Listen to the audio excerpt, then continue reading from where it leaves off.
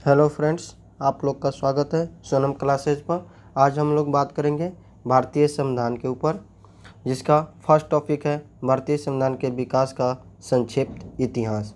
1857 ईस्वी की प्लासी की लड़ाई और 1764 ईस्वी के बक्सर के युद्ध को अंग्रेज़ों द्वारा जीत लिए जाने के बाद बंगाल पर ब्रिटिश ईस्ट इंडिया कंपनी के शासन शुरू हो गया। इसी शासन को अपने अनुकूल बनाए रखने के लिए अंग्रेज़ों ने समय समय पर कई एक्ट पारित किए, जो भारतीय संविधान के विकास की सीढ़ियाँ बनी, जो निम्न हैं। सबसे पहले अंग्रेज ने 1773 ईस्वी का रेगुलेटिंग एक्ट लाया। इस अधिनियम का अत्यधिक संवैधानिक महत्व है। आइए देखते हैं कौन कौन से संवैधानिक महत्व।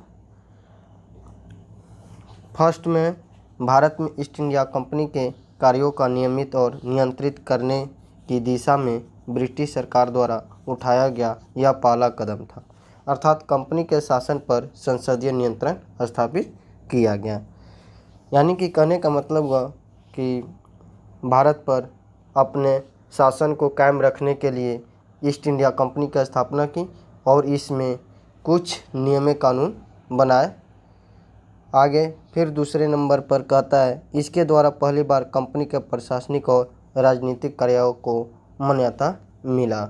इसके द्वारा केंद्रीय प्रशासन की नींव रखी गई। इसकी विशेषताएं भी देखते हैं।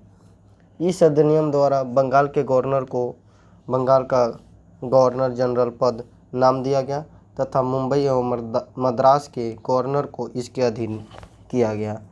इस एक्ट के तहत बनने वाले प्रथम governor general Lord Warren Hastings थे। 2 नंबर में, इस एक्ट के अंतर्गत कलकत्ता प्रेसिडेंसी में एक ऐसी सरकार स्थापित की गई जिसमें गवर्नर जनरल और उसकी परिषद के 4 सदस्य थे, जो अपनी सत्ता के उपयोग संयुक्त रूप से करते थे। यानी इस एक्ट के अंतर्गत 1773 ईस्वी के रेगुलेटिंग एक्ट के तहत कलकत्ता प्रेसिडेंसी में एक ऐसी सरकार स्थापित की गई जिसमें गवर्नर जनरल और उसके परिषद के 4 सदस्य थे, जो अपनी सत्ता के उपयोग संयुक्त रूप से करते थे। 3 नंबर में, इस अधिनियम के अंतर्गत कलकत्ता में 1774 में एक उच्चतम न्यायालय की स्थापना किया गया, जिसमें एक मुख्य न्यायाधीश और 3 अन्य न्यायाधीश शामिल किए गए। इसके प्रथम मुख्य न्यायाधीश सर एलिजाह इम्पे थे। अन्य 3 न्यायाधीश चैम्बर्स, लिमेंस्टर और हाइड थे। 4 नंबर में, इसके तहत कंपनी के कर्मचारियों को निजी व्यापार करने और भारतीय लोगों से उपहार और रिश्वत लेना प्रतिबंधित कर दिया गया। 5 नंबर में, इस अधिनियम के द्वारा ब्रिटिश सरकार को बोर्ड ऑफ डायरेक्टर्स के माध्यम से कंपनी पर नियंत्रण सशक्त हो गया। इसे भारत में इसके राजस्व, नागरिक और सैन्य मामलों की जानकारी ब्रिटिश सरकार को देना आवश्यक कर दिया गया। आगे है एक्ट ऑफ सेटलमेंट 1781 ईस्वी में। रेगुलेटिंग एक्ट की कमियों को दूर करने के लिए इस एक्ट का प्रावधान किया गया था। इस एक्ट के अनुसार कलकत्ता की सरकार को बंगाल, बिहार और उड़ीसा के लिए भी विधि बनाने का प्राधिकार प्रदान किया गया। आगे फिर है 1784 ईस्वी का पीट्स इंडिया एक्ट। इस एक्ट के द्वारा दोहरे प्रशासन का प्रारंभ हुआ। बोर्ड ऑफ डायरेक्ट व्यापारिक मामलों के लिए, बोर्ड ऑफ कंट्रोल राजनीतिक मामलों के लिए। बोर्ड ऑफ डायरेक्ट्स का काम है व्यापारिक मामलों के लिए और बोर्ड ऑफ कंट्रोलर का काम है राजनीतिक मामलों के लिए। आगे है 1793 ईस्वी का चार्टर अधिनियम। इसके द्वारा नियंत्रण बोर्ड के सदस्यों तथा कर्मचारियों के वेतनादि को भारतीय राजस्व में से देने की व्यवस्था की गई। आगे है 1813 ईस्वी का चार्टर अधिनियम। इस अधिनियम की मुख्य विशेषता है कंपनी के अधिकार पत्र को 20 वर्षों के लिए बढ़ा दिया गया। कंपनी के भारत के साथ व्यापार करने के एक अधिकार को छीन लिया गया, किंतु उसे चीन के साथ व्यापार एवं पूर्वी देशों के साथ चाय के व्यापार के संबंध में 20 वर्षों के लिए एक का अधिकार प्राप्त रहा। कुछ सीमाओं के अधीन सभी ब्रिटिश नागरिकों के लिए भारत के साथ व्यापार खोल दिया गया। आगे 1813 से पहले ईसाई पादरियों को भारत में आने की आज्ञा नहीं थी, परंतु 1813 ईस्वी के अधिनियम द्वारा ईसाई पादरियों को आज्ञा प्राप्त करके भारत आने की सुविधा मिल गई। 1833 ईस्वी का चार्टर एक्ट अधिनियम, इस अधिनियम की मुख्य विशेषताएं हैं। इसके द्वारा कंपनी के व्यापारिक अधिकार पूर्णतः समाप्त कर दिए गए।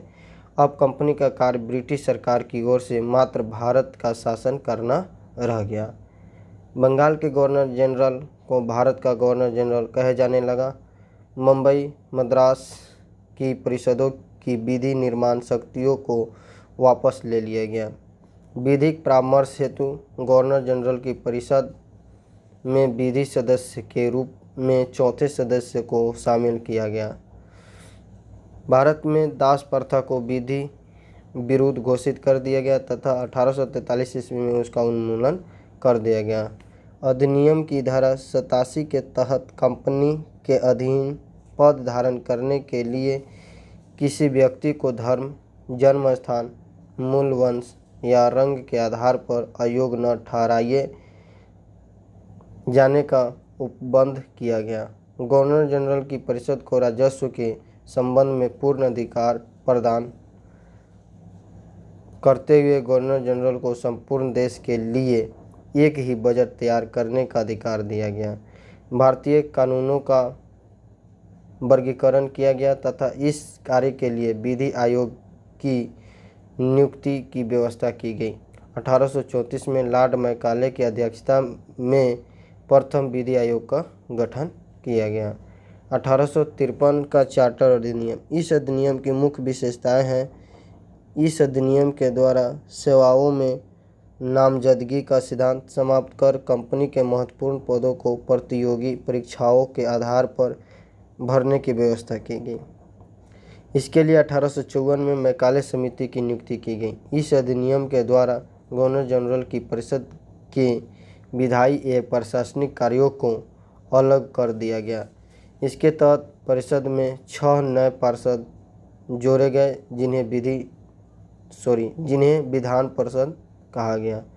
1858 ईस्वी का भारत प्रशासन अधिनियम, इस अधिनियम की विशेषताएं हैं। भारत का शासन कंपनी से लेकर ब्रिटिश क्राउन के हाथों में सौंपा गया। भारत में मंत्री पद की व्यवस्था की गई।